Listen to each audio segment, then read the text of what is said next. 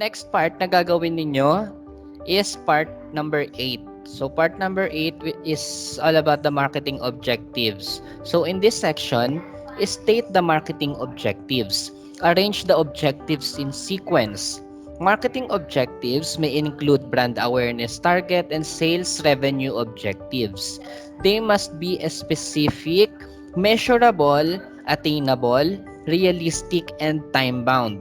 An example of a marketing objective pertaining to brand awareness is as follows. To attain a brand awareness level of 65% by December 31, 2017. So, ngayon on this part, sa part number 8, which is all about marketing objectives, dito na ninyo ngayon ilalagay yung objective ninyo or kung ano yung gusto ninyong mangyari for your chosen business or company. So, sabi nga, kailangan pag nag-set kayo ng objective, laging tandaan na dapat ito ay SMART, wherein it must be specific, measurable, attainable, realistic, and time-bound. Okay? So, ngayon, pag nag-set kayo ng objective ninyo, kailangan, makatotohanan, syempre. Baka mamaya yung ilalagay ninyo na objective ninyo, parang napaka-imposible nang ma-achieve nung pinili ninyong business. Okay? So, ilalagay ninyo dyan sa inyong objective is yun nga kung ano yung gusto ninyong gawin for the business na pinili ninyo.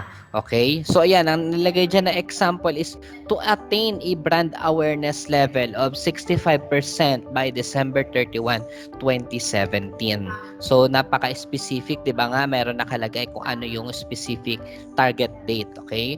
So, ngayon, sa pagsiset ninyo ng objective, ayan, sabi nga, it may include brand awareness target or sales revenue objective. So, yung mga objective na po pwede ninyong ilagay, maaaring para sa improvement ng pinili ninyo na business or maaari naman ang maaari naman gawin ninyong objective for your marketing plan is para mapataas pa yung sales ng pinili ninyong business. Okay?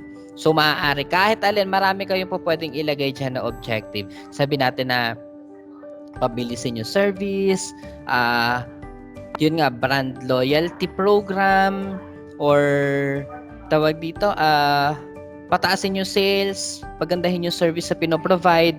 Okay? So, with that, kailangan maging specific kayo. So, ngayon, kung halimbawa gusto ninyong pagandahin nga yung service yung pinili ninyong company or business, ang maaaring ilagay ninyo, ang pag ganong klase, kailangan mas specify ninyo anong klaseng service yung gusto ninyong baguhin or i-improve or i-develop. Okay? Kailangan specific. Alin particularly in terms of your service. Ano kaya doon yung gusto pa ninyong i-improve. Ngayon, kung in terms of increase in sales naman, ang gusto ninyong maging objective, kailangan ma-set ninyo ilang percent ang target ninyong increase and until kailan yung target date ninyo. Okay, sabihin natin by end of the year next year or by end of 2021, ang tina-target ninyo is halimbawa sabihin natin magkaroon kayo ng 50% increase in sales. Okay? So yun, kunwari yun yung target ninyo. Okay? I mean yun yung objective ninyo. Okay? So, pag nag-set kayo ng objective, yun nga, kailangan specific and time-bound. Okay? And, pinaka-importante is realistic. Okay? Baka naman ang ano ninyo dyan, ilagay ninyo sa objective ninyo, patayin lahat ng competitor at kayo lang yung matirang provider ng ganung product or service para malabo namang mangyari, di ba? So, though yun, isa sa goal talaga yun dapat ng business, pero syempre, ang isa-set ninyo is yung unti-unti muna. Kailangan maunti-unti ninyo ma-penetrate muna yung market bago kayo mag-achieve doon sa napakalaking goal ninyo na isang bagsakan lang, 'di ba? So, kokonti-kontiin ninyo 'yon. Okay? So, kailangan hinay-hinay lang kayo. Pakonti-konti lang muna sa pagse-set ng inyong objectives. Okay? So, once again, tatandaan po pag nag-set na kayo ng inyong objective, kailangan iyan ay SMART. Laging tandaan yung SMART.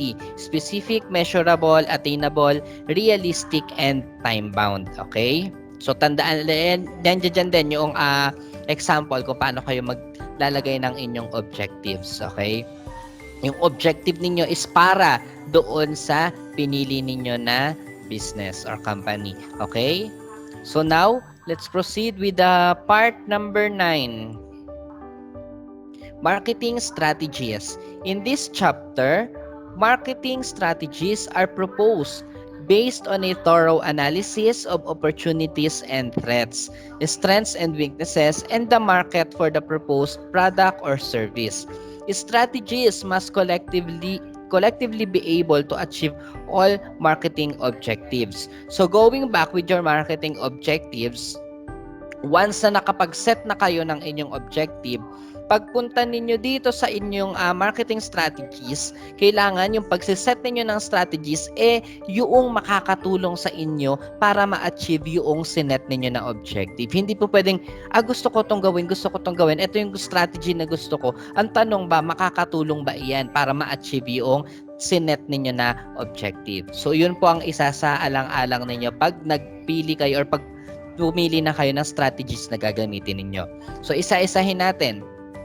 So, letter A daw dito is product or service strategy. Product and service strategy should be fully explained. Indicate any innovations you plan to implement in your product or service. Example, a change in packaging or label, supplements to your service offering, etc. Identify the products or service value proposition or unique selling proposition. Okay? So, on this part naman, sa product or service strategy, specify lang ninyo yun na sa objective ninyo. Okay? So, sabihin natin, nilagay nyo dun sa objective ninyo is to improve customer service. So, lalagay ninyo dito for your strategy, syempre yung mga mag-conduct ng mga training, seminars for the development or skill development ng inyong mga tao, okay?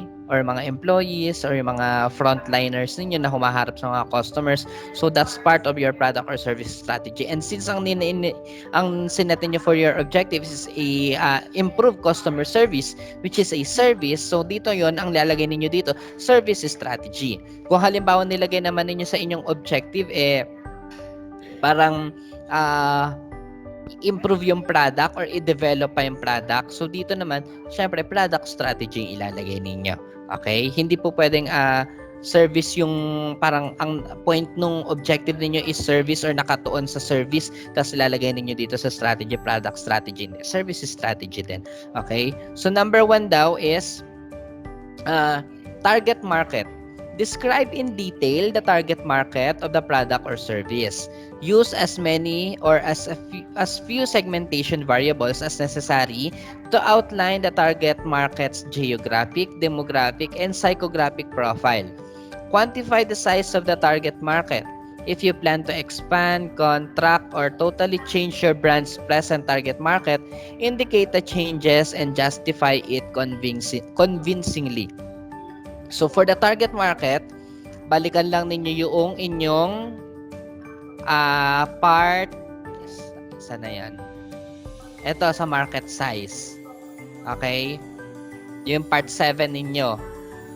Pabalikan lang ninyo yung inyong yung pag-compute ninyo dito sa inyong market size. Yun lang din ilalagay ninyo dito for the target market.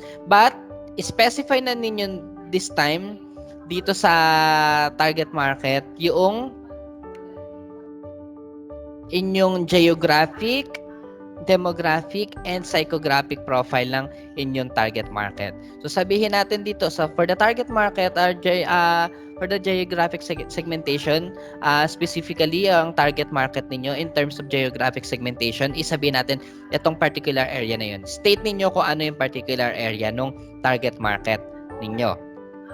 And then in terms of demographic, balikan ninyo yung nasa inyong market size, okay? So yung mga information na kinuha ninyo doon, okay, yun yung ilalagay ninyo. Pero hindi na yung numbers, okay? Yun ang information lang, okay? Sabihin ninyo, in terms of demographic profile, ang target market ninyo is ages, ganito, ganyan. Then, sabihin natin in terms of marital status, married and single.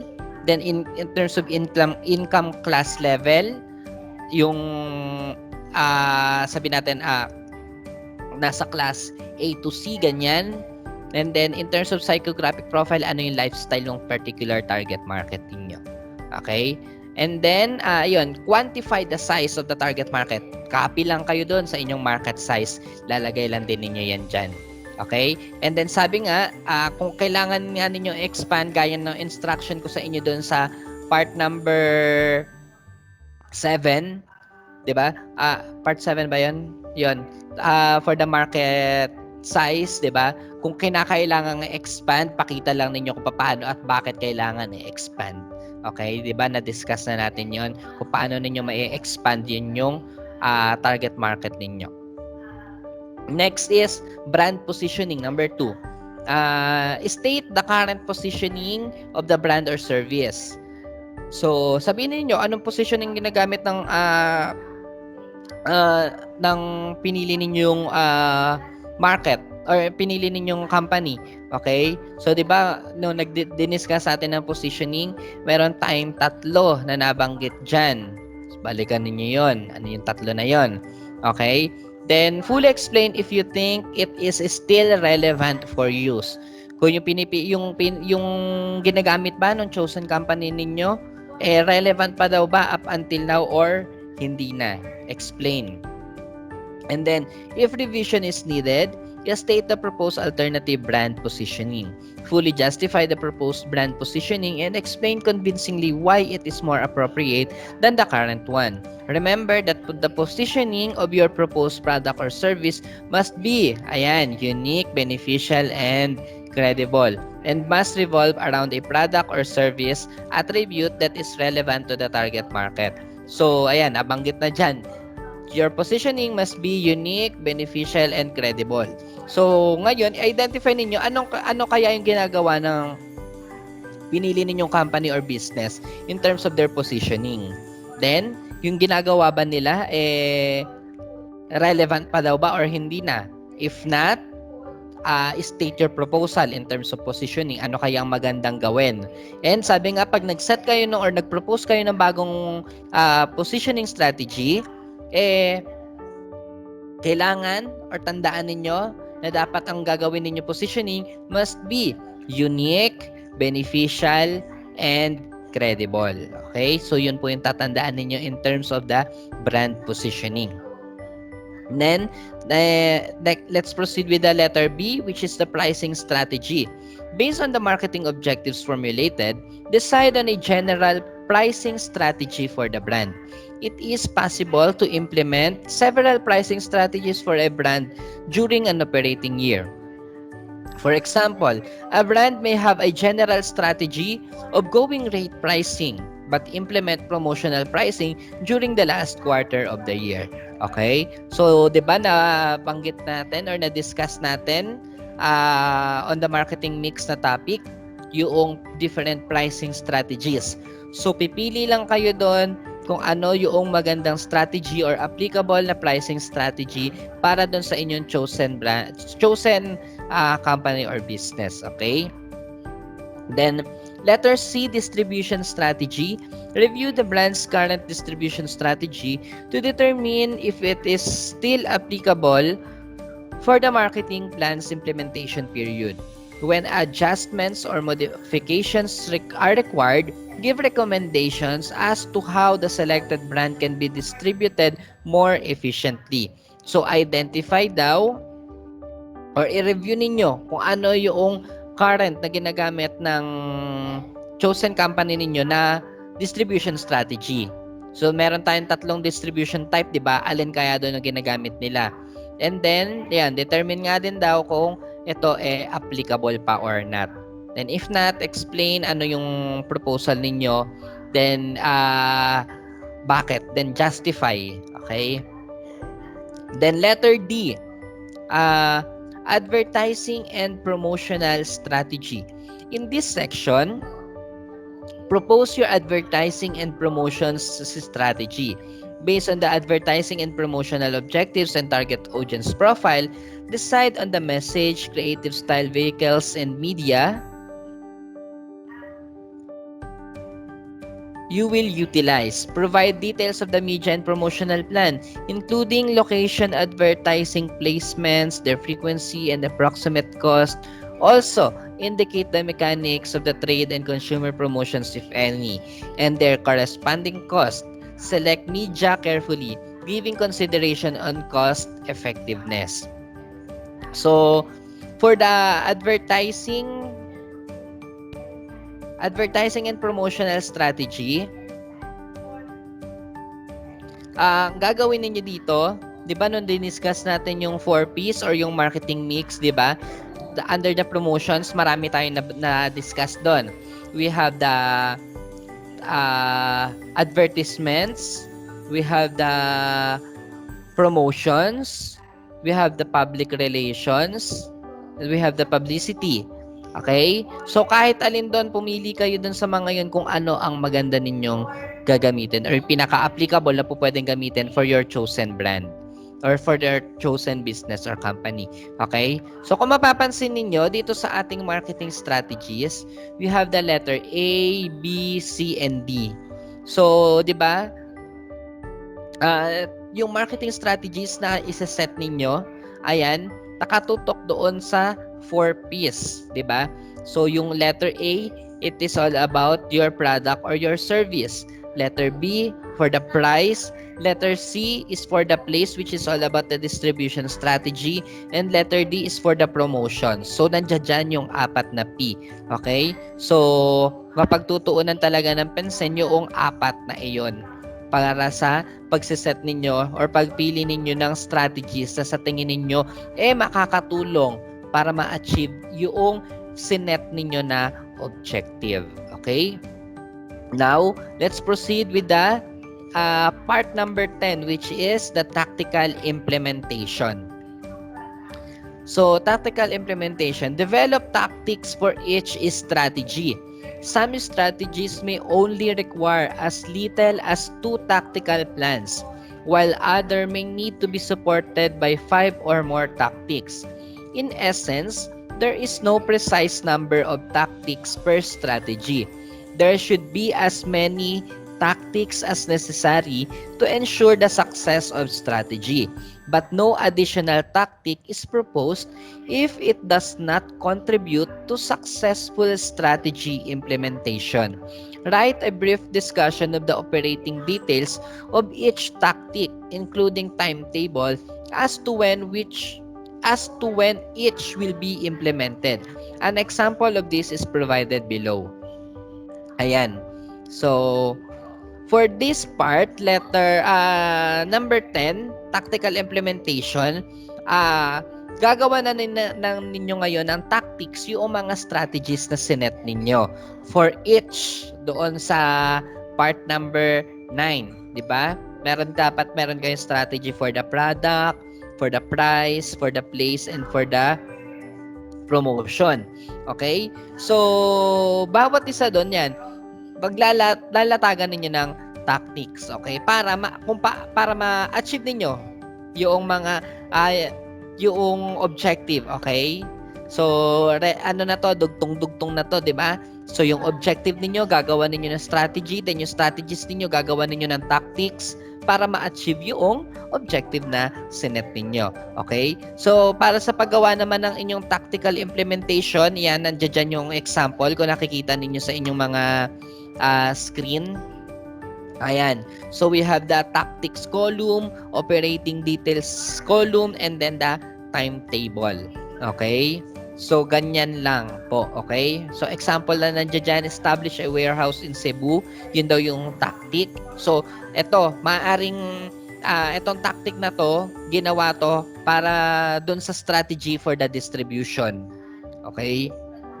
And then, operating details is to accommodate store merchandise to support retail operations. And then, timetable niya is September 2017. Yun yung pinaka-target. Okay? So, ayan. Ayan, isa pa dito, open a retail outlet in Cebu. So, maaring